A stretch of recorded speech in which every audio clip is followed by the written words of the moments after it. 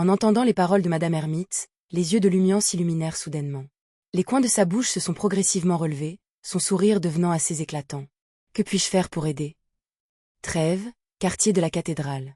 À l'entrée de la cathédrale patriarcale de l'église de la vapeur et des machines, avec ses imposantes cheminées noires de fer, Lumian, portant un chapeau doux de dame et le visage couvert d'un voile noir, leva les yeux pendant 2 secondes avant de franchir les portes ouvertes vers l'intérieur. La première chose qui attira son attention furent d'épais tuyaux blancs grisâtres qui sillonnaient partout, certains fixés au mur, d'autres soutenus par des piliers, d'autres serpentant à travers le dôme. Il s'agissait des composants d'une machine à vapeur géante, ou plutôt, cette cathédrale était composée d'une machine à vapeur géante et de plusieurs autres gros appareils mécaniques. Actuellement, aucune chaleur ne rayonnait de ces tuyaux, mais l'hiver prochain, lorsque la machine à vapeur géante fonctionnerait en continu, toute la cathédrale patriarcale serait enveloppée de chaleur, permettant aux fidèles de ressentir la douceur du début de l'été. Lumian a alors vu de nombreux croyants sortir, apparemment venant tout juste de finir d'écouter un sermon, toujours plongé dans l'atmosphère solennelle. Lumian passa à côté d'eux, se dirigeant vers la zone de l'autel. De nombreux croyants, hommes et femmes, ont soudainement trouvé leur regard suivant cette grande et belle silhouette, tournant inconsciemment leur corps sur le côté et regardant en arrière. Lumian avançait naturellement, ni vite ni lentement. Arrivé à la première rangée de sièges devant l'autel, il regarda l'emblème sacré triangulaire représentant le dieu de la vapeur et des machines, ses yeux se déplaçant lentement entre les symboles de la vapeur, des engrenages et des leviers à l'intérieur du triangle solide. À ce moment-là, il ne pensait pas à quel point c'était sacré ou mécaniquement beau, mais réfléchissait plutôt à une question. Si le dieu de la vapeur et des machines évoluait réellement pour devenir le dieu de l'énergie électrique et des technologies de l'information, à quoi ressemblerait cet emblème sacré? Lumian contrôla ses pensées blasphématoires, et sous les yeux attentifs de l'évêque prêcheur, s'assit au premier rang près de l'allée centrale, leva les mains, baissa la tête et commença à prier. Lorsque son intuition spirituelle lui a dit que l'évêque avait détourné le regard, il a fouillé dans son sac du voyageur. Il a sorti un téléphone portable. Celui qu'il avait utilisé dans la ville des rêves. Bien sûr, ce n'était pas réel, mais plutôt tissé à partir de ses souvenirs par Madame Dreamweaver. Cela n'avait aucune fonction et ne pouvait pas durer longtemps. L'écran du téléphone tissé était allumé, affichant une boîte de dialogue Wosha entre Lumian et Stiano. Le contenu de la conversation montrait Stiano envoyant à Lumian un mini-programme appelé « Information Schrader ». Lumian a tenu ce faux téléphone onirique et a recommencé à prier. Grand Dieu de la vapeur et des machines, tu es l'incarnation de l'essence, le protecteur des artisans, la gloire de la technologie, s'il te plaît, accorde-moi une fois de plus la capacité de déchiqueter les informations, efficace pendant une semaine. Après avoir prié sincèrement, Lumian a dessiné l'emblème sacré triangulaire sur sa poitrine avec sa main droite. En même temps, il ressentit un changement subtil. Il baissa la tête et regarda à nouveau le téléphone de ses rêves dans sa main gauche, trouvant qu'il semblait plus tangible maintenant. Lumian a instinctivement glissé l'écran avec son doigt, regardant la boîte de dialogue se retirer vers l'interface principale de Wosha. Ensuite, il est revenu à l'écran d'accueil et a constaté que toutes les applications précédemment téléchargées s'y trouvaient. Un vrai téléphone a-t-il été créé sur la base des informations correspondantes? Est-ce la gloire de la technologie, un vrai dieu de la séquence 0? Bien que Lumian soit déjà une démone du vieillissement de la séquence 3, il était toujours assez étonné. Il l'a étudié pendant un moment, confirmant que le téléphone fonctionnait réellement, mais sans connectivité réseau. Bien entendu, l'information Schrader n'avait pas besoin d'une connexion Internet. Dans un appartement de l'avenue du Boulevard. Professeur agrégé, tableau périodique, isotope et 2 autres démonistes actuellement à Trèves étaient assis sur le canapé, la chaise à dossier et le fauteuil, se regardant avec inquiétude et anxiété. Après avoir reçu la demande de rendez-vous urgent de Hiddenblad, ils se sont contactés, et après mûre réflexion, ont finalement décidé de la rencontrer. Bien sûr, ils ont choisi l'heure et le lieu. Quelle affaire urgente pourrait avoir Hiddenblad? Isotope murmura avec inquiétude. Sans la bonne réputation et le caractère toujours bon de Hiddenblad, ils auraient certainement refusé une demande de rendez-vous aussi hâtive sans détails spécifiques. Quel que soit son objectif, je crois qu'elle a de bonnes intentions, a déclaré le professeur, portant un masque de papillon noir, en regardant autour de lui. D'ailleurs, n'avons-nous pas aussi quelque chose à discuter avec elle? Tout le monde a hoché la tête. À ce moment-là, ils ont entendu frapper à la porte en utilisant le code Morse. Entrée.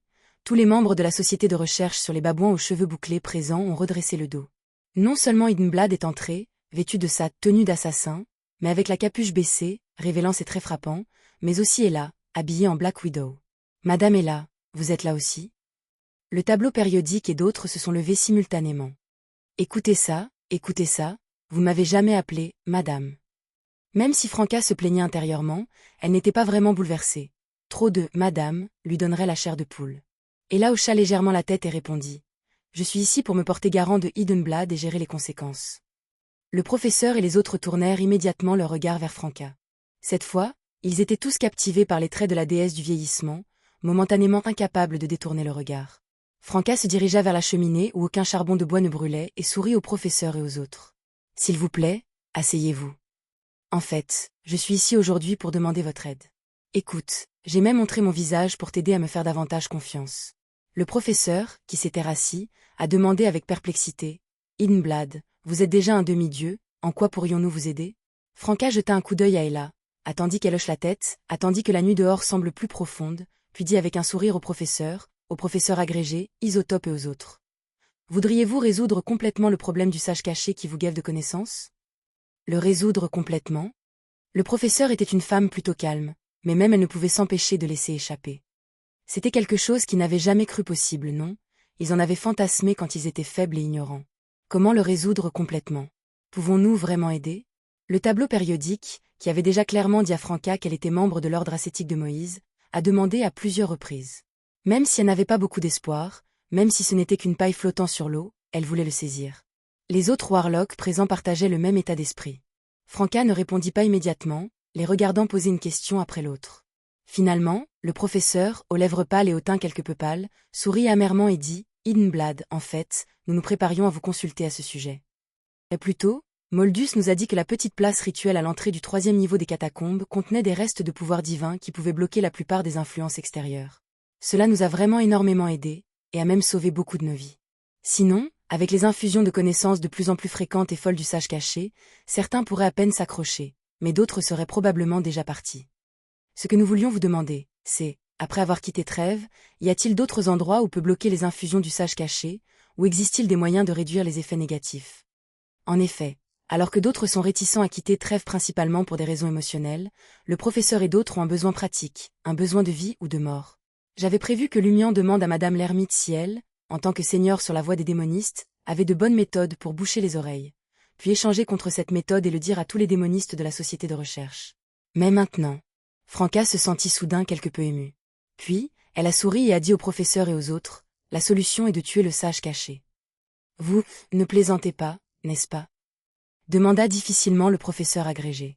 Isotope a poursuivi. « Hiddenblad, bien que tu sois devenu un demi-dieu, l'écart entre toi et le sage caché pourrait être encore plus grand que l'écart entre nous et toi. C'est une différence fondamentale. Même la société de recherche dans son ensemble n'a pas pu gérer le sage caché. » Le professeur n'avait pas non plus confiance. Franca sourit. « Je ne suis pas la force principale. Cette affaire a quelques gros bonnets qui prennent les devants, je ne fais que fournir mon soutien. » De gros coups. Le professeur réfléchit avant de demander « Quelle taille ?» Franca montra le ciel. « C'est gros, encore plus gros que le sage caché. » Isotope, Periodictable et d'autres ont regardé Hiddenblad, se rappelant soudainement que les demi-dieux de la séquence 4 pouvaient déjà être appelés des saints et qu'ils étaient définitivement de haut rang même au sein des églises orthodoxes. Leurs regards allèrent et retournèrent plusieurs fois entre Franca et Madame Ella, comprenant peu à peu qu'elle pourrait être impliquée dans un événement digne d'être enregistré dans l'histoire du mysticisme. Une guerre divine. Est-ce pour cela que vous nous avez recherchés? Nous ne sommes même pas des demi-dieux. Dit le professeur avec hésitation. Vous n'aurez pas besoin de combattre le sage caché. Comme moi, vous ferez un travail de soutien, pensa Hiddenblad Franca pendant un moment avant de dire, cette affaire comporte certains risques, mais pas dû au combat, d'autres demi-dieux et moi nous chargerons d'intercepter tous les ennemis et monstres. Votre danger vient d'autre chose, mais ce ne sera pas beaucoup plus dangereux que de recevoir une autre infusion de connaissances du sage caché. Je ne peux pas vous donner les détails maintenant. Les 6 démonistes présents communiquèrent à nouveau avec leurs yeux, tous deux quelque peu tentés par cette excellente opportunité d'échapper à la menace du sage caché, et très nerveux et inquiets. Après quelques secondes, le professeur agrégé a demandé « Êtes-vous confiant? Nous ne planifierions pas cette opération de chasse si nous n'étions pas confiants. Ne vous inquiétez pas, même si nous échouons, le sage caché ne découvrira pas votre trahison. Croyez-moi, par échec, j'entends ne pas réussir à tuer le sage caché et à le laisser s'échapper, pas que le sage caché puisse gagner. » Franca a fait preuve d'une totale confiance. Pourquoi demander notre aide, pourquoi nous? Demanda le professeur, comme s'il faisait une dernière confirmation. Démoniste, transmigrant, aura de brouillard gris, répondit simplement Franca. Ne me demandez pas ce qu'est l'aura de brouillard gris en ce moment. Le visage du tableau périodique, couvert de symboles chimiques, fronça les sourcils. Moldu remplit également ces conditions, pourquoi ne lui demandes-tu pas? Franca a immédiatement souri. Dans cette opération, elle a une tâche plus importante.